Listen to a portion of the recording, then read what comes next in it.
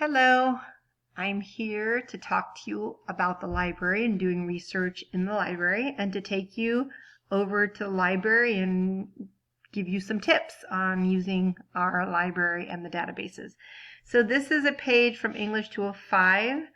There is a lot of information on using the library here for you to read through, as well as some videos for you to watch and links to go to the Fresno City Library and some screenshots, though I think this might have been updated a little bit, the homepage of the library. And then there are some videos on using EBSCO, which is a really popular general database, which means that it has articles and information from a wide variety of topics and disciplines. So here are some other links and resources for using EBSCO and a couple of more videos. But I'm going to take you to the library. You can get to the library from this page. You can get to it from our class, both of our classes, or you can get to it from the Fresno City College website on the top using the library. I've already clicked this, and here we are on the library's homepage where there's a lot of information about the hours that it's open. You are able to chat with a librarian 24/7. You can call them during working hours, business hours. Here are the hours when the library is open and you can go in person. And this is where you will find all the information for doing research, including looking for books. This is going to be your go-to for most of your research. There are videos available and textbooks and how to research off campus. And then research help, FAQs, your frequently asked questions, more tutorials. A wrap session is a 1-hour session that you request and have with a librarian. So this is something when you are going to do your research for your research paper, you can request to meet with a librarian if you're having problems in finding subject matter for your research paper. They can help you and really give you a hands-on tour of the library and how to do research and use the databases and use the best search terms and so on. And there are other research guides, citation and plagiarism help, so it shows you how to cite correctly, and it has links to the OWL and other resources. So let's go here to articles, research, databases. So Fresno City College Library has many databases, and each database holds certain types of essays or certain types of information. And the library pays, or I should say Fresno City College pays, a lot of money for you to have access to this type of research that can only be found in a university or college library. This one up. Some can be found on Google Scholar, and we'll talk about that at another time. But a lot of the most credible and authoritative type of research, if you try to find it online, you either won't find it or you'll have to pay for it. But you literally have access to databases that are subscriptions for Fresno City College, and they cost thousands of dollars. All right, so one of the most popular is Academic Search Complete, which is EBSCOhost. Again, that's the general database with multidisciplinary topics. It's very comprehensive. You can find summaries of each of the databases underneath the link.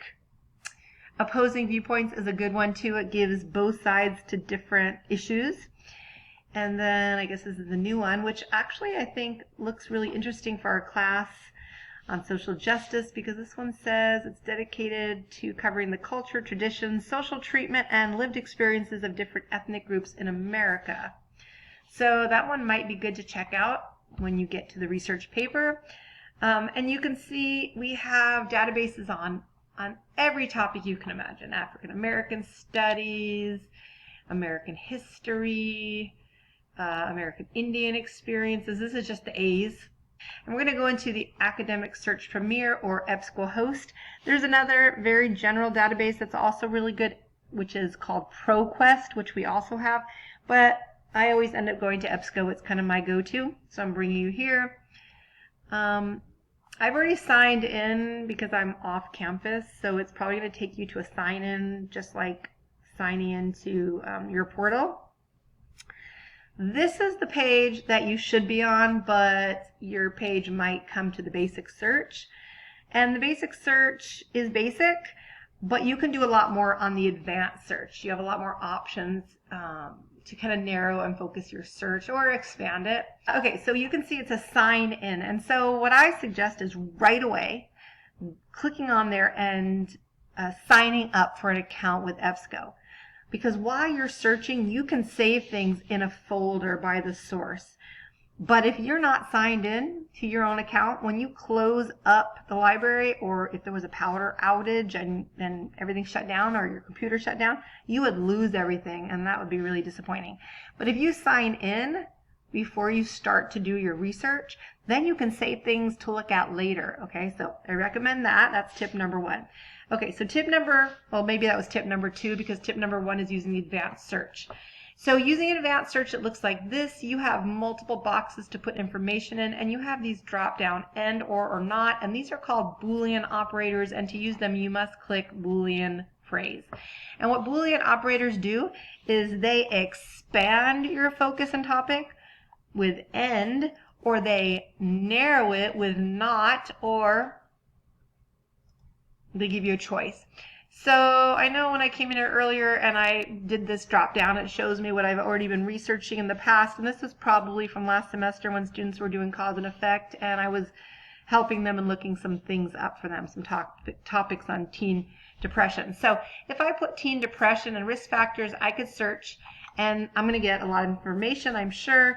If I want to add something like teen depression in the United States, or teen depression and anxiety, I can do that as well. And then it's going to search for articles or essays or news that has both of these in that source.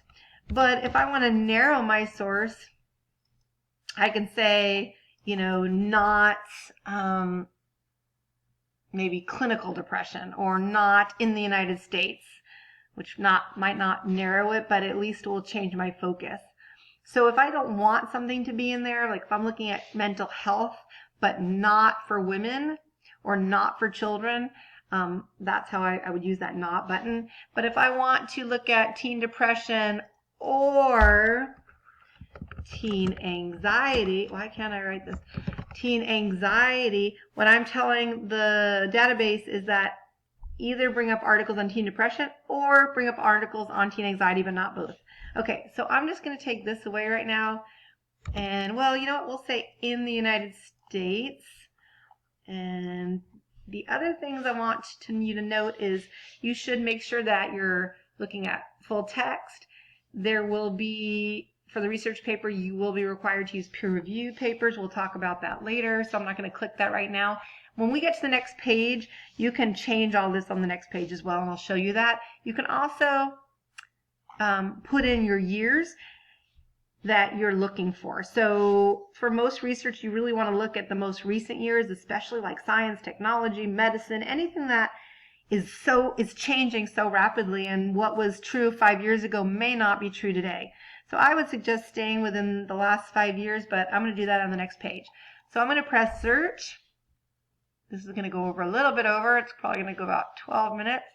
So you can see here again on the left, I can do a lot of what I could do on the other page. I can say full text, I can request peer reviewed, and I can change my date. So I'm going to change this to 2018. And if you notice, this is 31 results.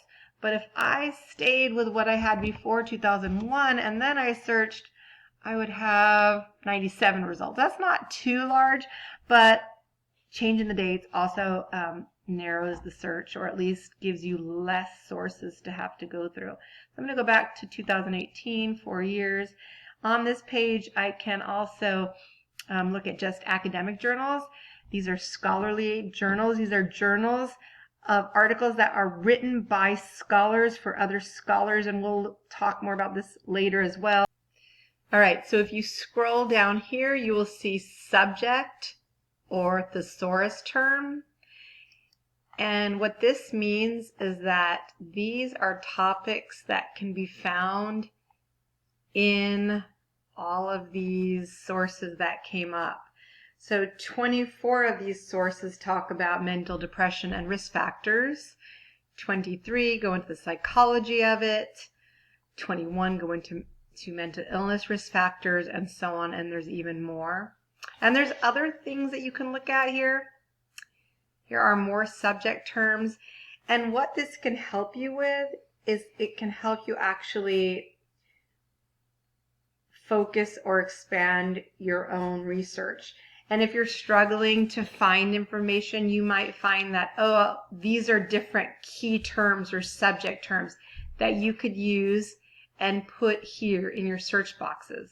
But right now, I'm just going to show you one source and the things we can do with this one source.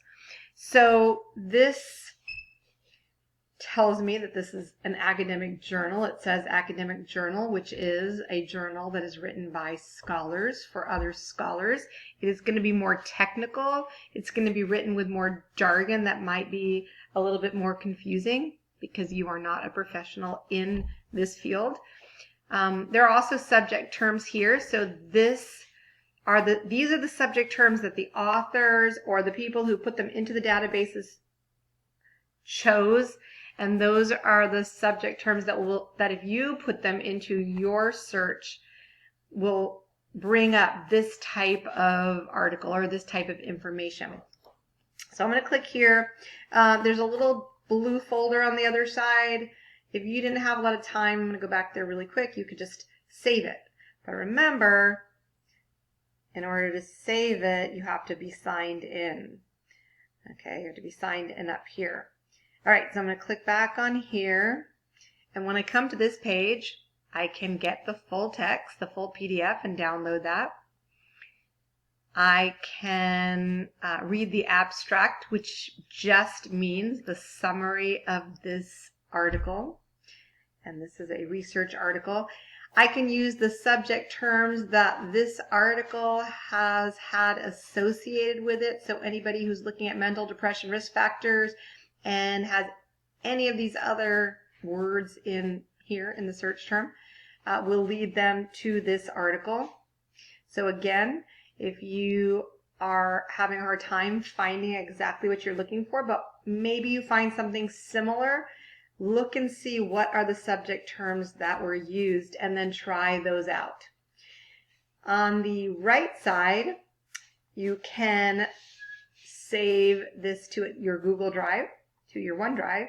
You can add it to your folder again, but it won't be saved unless you're signed in. You can print it out. You can email a link to yourself. You could save it to your computer or to a memory stick.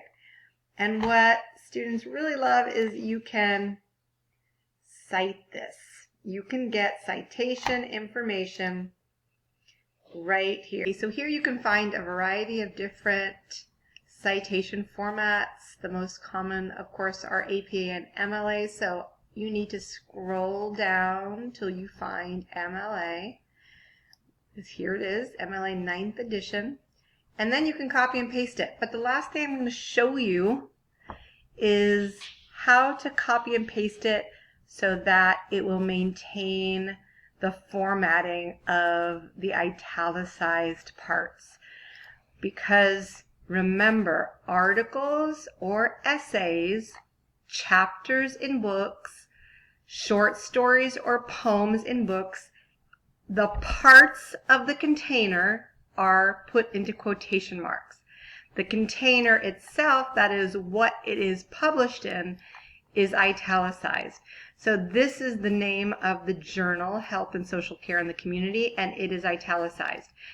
One of the articles that has been published in this journal, volume 29, number 5, on September 21st, is this article. This is also italicized. So I'm going to show you, this is my final tip to make things easier for you. So I'm going to copy this. I already opened up my Word document, so it's all ready to go. This is in Calibri 12.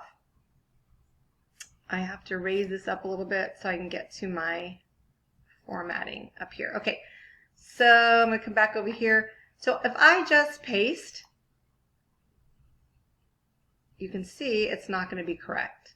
It's going to have this highlighting at the end. So what you want to do is you want to choose merge formatting. Okay? You don't want to just keep source formatting because then you'll have that highlight.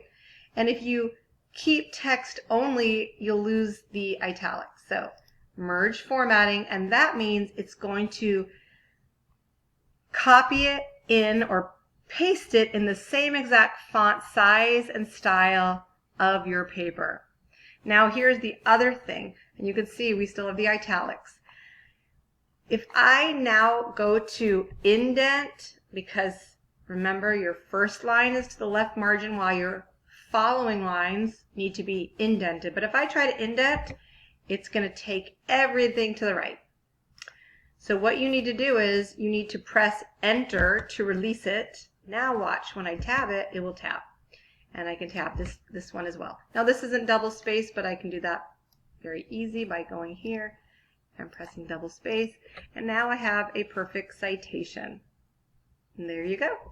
And you can add your other citations and make sure they are alphabetized by the first letter that you see, unless the first word is a the, and then use the next word. All right, that is all I have to show you about the library and about citing the source. So, happy researching!